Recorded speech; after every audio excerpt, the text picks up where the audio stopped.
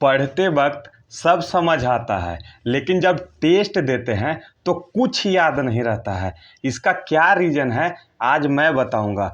मैं मानता हूँ 12 घंटे पढ़ना वेस्ट ऑफ टाइम है, और जो ये मानता है पेपर वही निकालता है। ये तो आज मैं बताता हूँ कि कैसे आप 12-12 घंटे भी पढ़ रहे हो लेकिन आपका आउटपुट क्या है, जीरो है।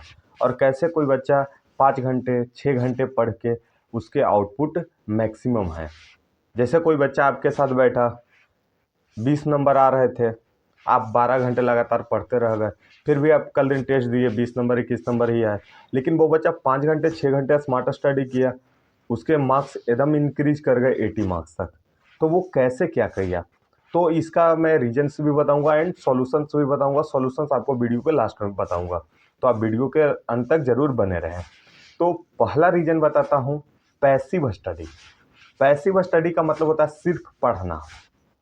जैसे सिर्फ पढ़ रहे हैं, लाइनर से हाईलाइट करते जा रहे हैं, समझ में आए नहीं है, सिर्फ आप क्या कर रहे हो, किताब पढ़ रहे हो और लाइनर लेकर हाईलाइट करना स्टार्ट कर दिए, और वीडियो देख के पढ़ रहे हो, खुश हो जा रहे हो, आज हमने ये पढ़ लिया, वो पढ़ लिया, ये कर लिया, वो कर लिया, उससे कुछ आउटपुट आपको नहीं मिला।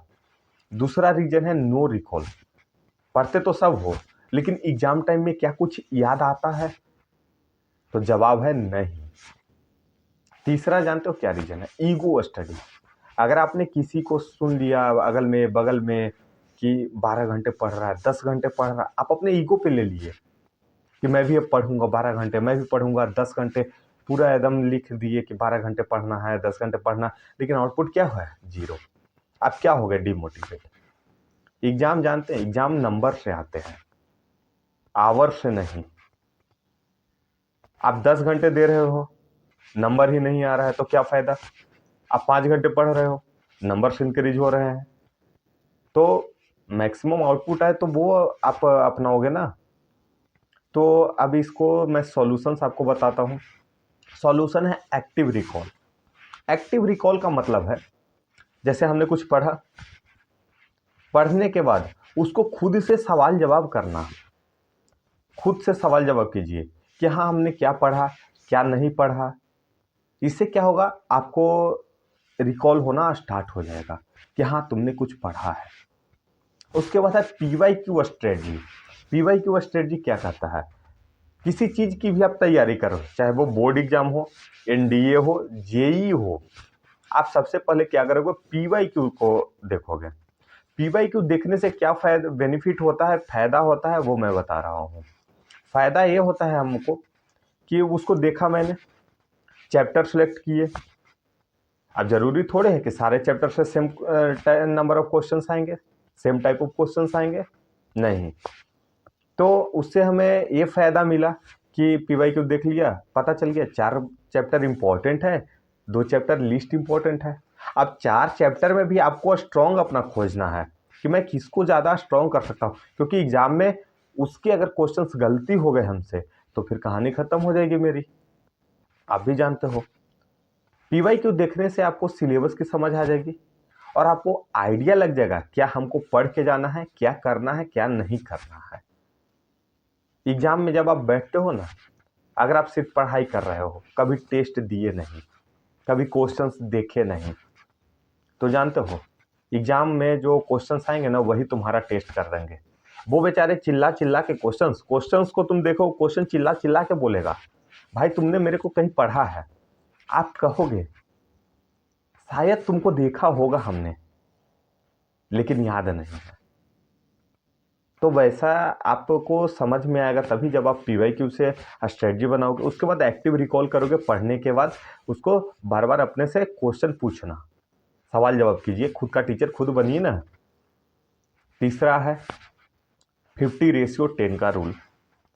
50 मिनट एकदम फोकस स्टडी कीजिए, 10 मिनट का ब्रेक लीजिए जिसमें आप फोन यूज नहीं करेंगे। अब 50 मिनट में एकदम कोई कॉम्प्रोमाइज नहीं है स्टडी में, एकदम फोकस स्टडी। फ़ोन को DND में डाल दीजिए, कहीं फेंक दीजिए, कोई दिक्कत नहीं। अगर आप मोबाइल से वीडियो देख के पढ़ते हैं तो आप DND में करके आप स्टडी कीजिए और 10 मिनट का ब्रेक लीजिए। इससे माइंड थोड़ा सा रिलैक्स होगा। अब लास्ट सॉल्यूशन है गलतियों से सीखना। जैसे तुम टेस्ट दिए, टेस्ट में जैसे 10 क्वेश्चन हैं, 10 क्वेश्चन में तुम्हारे 5 सही है, 5 गलत है। अब पांचों को तुम एक कॉपी रखो अलग, उसमें लिखो कि हमने क्या छोड़ा, क्या मिस कर दिया, कहाँ रिवीजन में कमी आया, कैसे इसको रिवाइज किया जाए फिर से, कैसे इसको अच्छे से फिर पढ़ा जाए।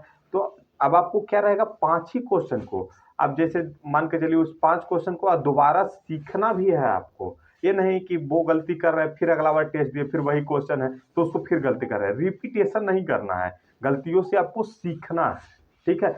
अब मैं तुमको 6 घंटे का मास्टर स्ट्रेटजी बताता हूँ। इसको आप 2 घंटे के स्लॉट में बांटो, फिर एक 2 घंटे का स्लॉट में बांटो, फिर 1 घंटे का, फिर 1 घंटे का। पहला 2 घंटा हमको क्या करना है, न्यू कॉन्सेप्ट को आप पढ़ो अच्छे से, बिल्कुल अच्छे से पढ़ो।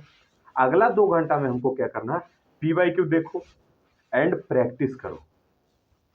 4 घंटे का मेरा हो गया।